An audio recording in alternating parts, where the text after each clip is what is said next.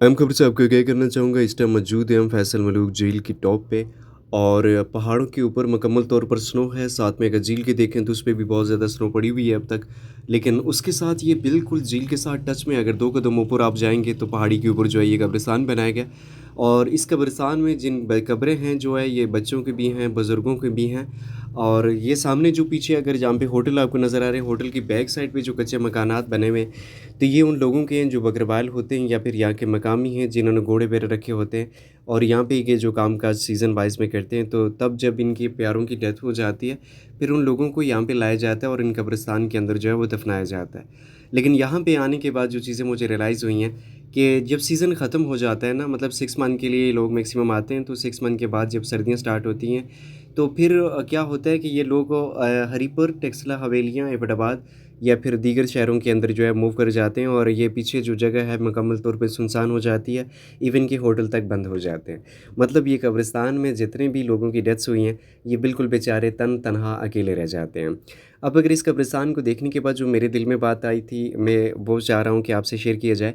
तो बर्फ़ जो है वो मैक्सिमम 10 से 12 फुट पड़ती है यहाँ पे। अगर पानी की झील की बात करें तो उसकी गहराई जो है वो 300 फीट, मतलब गहरा पानी है। तो मैं सोच रहा था कि इन बेचारों ने न जाने इनकी क्या-क्या डिज़ायर होंगी, क्या-क्या सपने होंगे, क्या कुछ इन्होंने सोच रखा होगा, लेकिन मौत ने कहाँ से कहाँ पहुँचा दिया इनको।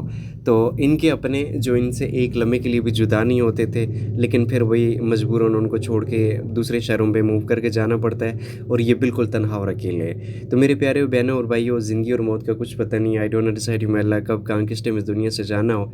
तो मेरा मैसेज आपको यही है कि इन कब्रिस्तान को देखकर, स्पेशली ये जो बिल्कुल वीरान जगह पे हैं, देखिए सिटीज़ में जो शहरों में घरों के करीब होते हैं वो कुछ डिफरेंट्स होते हैं, लेकिन ये जो है ये बिल्कुल तनहा होते हैं। इवन कि जब सर्दी पड़ती है तो इनके ऊपर जो बर्फ़ होती है वो 10 से 12 फीट बर्फ़ इनके ऊपर होती है।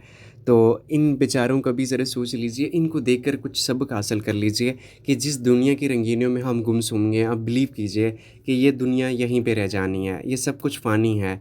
असल हमारा ठिकाना जो है वो मरने के बाद ही स्टार्ट होना है। असल जो ठिकाना हमारा है वो आखिरत है, ये दुनिया नहीं है। ये दुनिया एक धोखा है। तो आज भी मौका है कि अपने अल्लाह को राज़ी कर लीजिए, ज़िंदगी में नमाज़ को कायम कर लीजिए। कोशिश करें कि वो काम ना करें कि जिसकी वजह से अल्लाह की पकड़ में आओ। वो काम कभी भी ना करें कि जिसकी वजह से लोगों का दिल दुखे, क्योंकि नबी पाक सल्लल्लाहु अलैहि वसल्लम ने फ़रमाया कि मेरी उम्मत में से सबसे खूबसूरत वो लोग होंगे जिनकी ज़बानों की वजह से किसी दूसरे को नुकसान ना पहुँचे। तो आप बिलीव करें कि मेरे, मतलब ये झील की को मैं कवर करने की कोशिश ही नहीं कर रहा, ना मेरे उसके लिए कुछ अल्फ़ाज़ अदा हो रहे हैं। मैं यहाँ पे बिल्कुल स्टक हो गया इन कब्रिस्तान को देखने के बाद। तो बार-बार मेरा फ़ोकस इन्हीं के ऊपर जा रहा है। मैं सोचों में गुम हो गया हूँ कि यार इन बेचारों ने न जाने क्या कुछ सोचा होगा।